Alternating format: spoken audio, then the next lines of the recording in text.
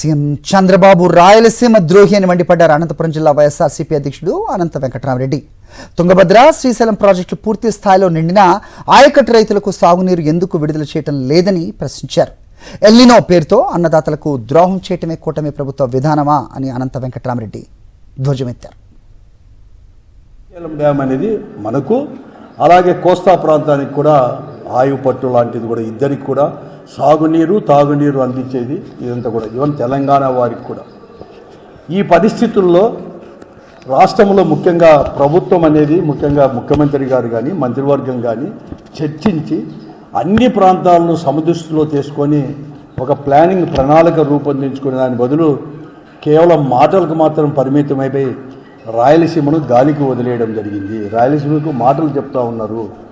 ఇక్కడ ఉండే ప్రజానీకానికి కానీ ముఖ్యంగా రైతులకు రైతు కూలీలకు చెవులో పూలు పెట్టేదానికి ప్రయత్నం చేస్తున్నారు తప్ప వాస్తవ పరిస్థితులు గమనించి ఏ రకంగా సాయం చేయాలి, ఏ రకంగా వీరిని ఆదుకోవాలి అనే దాంట్లో మాత్రం ఎక్కడ కానీ లేకుండా పరిస్థితి. రాయలసీమకు శ్రీశైలం నుంచి నీరు ఇవ్వకోకుండా ఈరోజు హంద్రీనీవాకు 3,850 కోట్లు ఖర్చు పెట్టి 3,850 క్యూసెక్కులతో ప్రతిదినం నీరు తీసుకొస్తామని చెప్పిన వాళ్ళు ఈరోజు కూడా 10-12 రోజుల నుంచి కేవలం 2,800, 3,000 క్యూసెక్కులకు మాత్రమే ఎందుకు పరిమితమవుతున్నారు?